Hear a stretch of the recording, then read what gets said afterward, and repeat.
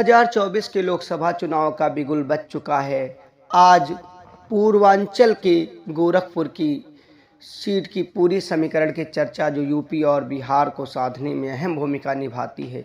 यहाँ से कई बार सीएम योगी आदित्यनाथ सांसद रहे और ये हिंदुत्व के प्रयोग का गढ़ भी है। गोरखपुर लोकसभा सीट के 2024 के समीकरण कितने दिलचस्प हैं और क्या बीजेपी इस बार फिर से सबका पत्ता साफ करके यहाँ पर भगवा फहराएगी और इस बार कौन कहाँ से चुनाव लड़ेगा, क्या समीकरण है उसके हारने जीतने के। गोरखपुर उत्तर प्रदेश का एक महत्वपूर्ण शहर और मठ नगरी है। यहाँ से मुख्यमंत्री योगी आदित्यनाथ ने 1998 से 2017 तक लगातार सांसद बने और 2019 के लोकसभा चुनाव में भोजपुरी फिल्मों के अभिनेता रवि किशन ने बीजेपी के टिकट पर इस सीट से जीत हासिल की। 2024 के लिए गोरखपुर का समीकरण काफ़ी दिलचस्प और यूपी बिहार की राजनीति से अहम है, क्योंकि विपक्षी गठबंधन ने इस सीट पर बीजेपी को चुनौती देने की प्रबल तैयारी कर अपने गठबंधन बनाने शुरू कर दिए हैं। राजद यानी लालू वाली आरजेडी ने सीट्स को अपनी प्राथमिकता देते हुए समीकरण बिछाने शुरू कर दिए हैं और अपने नेता तेजस्वी यादव जो बिहार के उप मुख्यमंत्री हैं को इस सीट से लड़ाने की योजना बनानी शुरू कर दी है। राजद का मानना है कि यादव बहुल खगड़िया सीट पर लालटेन का प्रभाव काफ़ी दिखेगा। इसके अलावा बसपा और सपा भी सीट को अपने प्रत्याशी उतारकर चर्चा में हैं। अब योगी आदित्यनाथ नहीं हैं तो थोड़े समीकरण को साधने की कोशिश है। हालांकि पिछले गठबंधन में समाजवादी और बसपा एक साथ उनका प्रत्याशी लड़ा, लेकिन बहुत पीछे रहा। गोरखपुर के समीकरण से पहले यहाँ की विधानसभा सीटों को जानना भी काफ़ी अहम है। गोरखपुर लोकसभा सीट के दायरे में 5 विधानसभा सीटें आती हैं।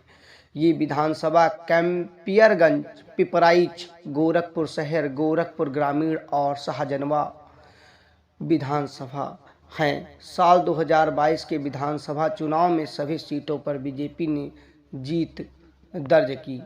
बीजेपी के लिए गोरखपुर की सीट अपना गढ़ मानी जाती है, लेकिन 2018 के उपचुनाव में से खोने के बाद पार्टी ने अपनी रणनीति में काफ़ी बदलाव किया है। बीजेपी ने रवि किशन को इस सीट से उतारकर अपनी भोजपुरी फिल्मों की लोकप्रियता का फायदा और बिहार के साथ साथ अगल बगल के भोजपुरी मतदाताओं को साधने की कोशिश की है। इस बार भी बीजेपी रवि किशन को ही अपना प्रत्याशी बनाकर चुनाव लड़ाने की तैयारी में है और उनकी जनसंपर्क अभियान को काफ़ी तेज कर दिया गया है। गोरखपुर लोकसभा सीट 2024 के चुनाव में विपक्षी गठबंधन के बीच एक रोमांचक मुकाबला देखने को मिल सकता है, जिसमें जाति, धर्म, विकास और फिल्मी सितारों के अंतरंग कई फिल्मी मुद्दे होंगे। लेकिन गोरखपुर सीट पर 2024 के चुनाव में जाति समीकरण का बड़ा अहम रोल रहेगा, क्योंकि अधिकतर मतदान अपनी अपने समुदाय को लेकर जातिगत समीकरणों से ही होता है। इस सीट पर बीजेपी, राजद, बसपा, सपा अपने अपने जाति वोट बैंक को लुभाने की कोशिश कर रही हैं, जो उनका कोर वोट बैंक है। बीजेपी के प्रत्याशी रवि किशन भोजपुरी फिल्मों के अभिनेता और भोजपुरी मतदाताओं पर पकड़ है। यूपी और पूर्वांचल के बादशाह फिल्मों के लिहाज से माने जाते हैं। उनकी उम्मीद है कि भोजपुरी बोलने वाले लोगों का उन्हें समर्थन मिलेगा। बता दें, दिल्ली का रास्ता यूपी बिहार से होकर जाता है। इसके अलावा बीजेपी को गोरखपुर मठ के महंत और मुख्यमंत्री योगी आदित्यनाथ का फायदा मिलता है। कई दशकों से मठ का इस सीट पर प्रभाव रहा है।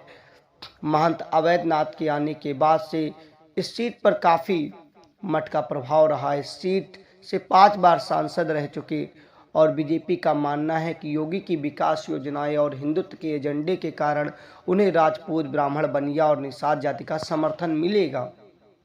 वहीं राजद के प्रत्याशी तेजस्वी यादव बिहार के पूर्व मुख्यमंत्री लालू यादव के बेटे हैं और अपने बाप की तरह बोलने, जनता के दर्द को समझने और ज़मीनी लेवल की राजनीति करने के माहिर माने जाते हैं। हालांकि बिहार में तो ठीक है, उत्तर प्रदेश के इस गोरखपुर में उनकी अग्नि परीक्षा इस बार देखने को मिलेगी।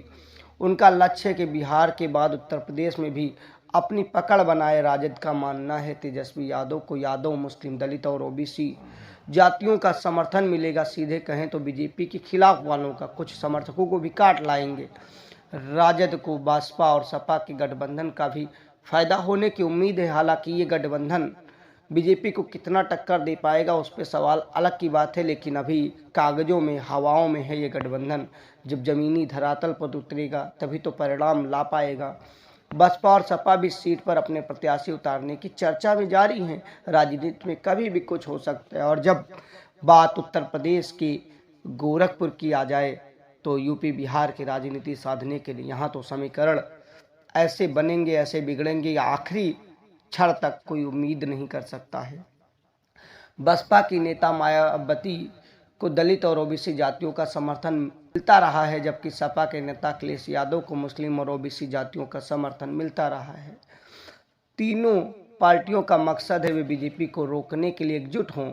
इस प्रकार गोरखपुर लोकसभा सीट पर 2024 के चुनाव में जाति समीकरण का बड़ा रोल रहेगा, जिसमें जातियों के वोटरों को अपनी तरफ खींचने की कोशिश लगातार जारी है। जो इस सीट को जीतेगा उसका भी लोकसभा में अहम स्थान रहेगा। बहरहाल उत्तर प्रदेश की सियासत में गोरखपुर का वो प्रयोग है जहां योगी आदित्यनाथ का आज भी एक तरफा बोलबाला है। उपचुनाव को छोड़ दिया जाए तो हर समीकरणों में मठ और मठ के इर्द गिर्द ही समीकरण घूमते हैं। 2 बार मोदी लहर के बाद तीसरी बार क्या मोदी की आंधी है? 400 पार वाले दावे हैं। 5 राज्यों में 3 राज्यों के विधानसभा चुनाव जीतने के बाद जिसे सेमीफाइनल माना जा रहा था लोकसभा 24 का, उसे तो बीजेपी ने पार कर लिया है। लेकिन क्या 2024 की जीत आसान रहेगी? जनता के क्या समीकरण हैं? अपनी राय कमेंट कर चैनल को लाइक से सब्सक्राइब अवश्य करें। हर सीटों के समीकरण को आपको समझाने के लिए सीधे सपाट शब्दों में 20 साल की रिपोर्ट में हम लाते रहेंगे। जय हिंद, जय भारत।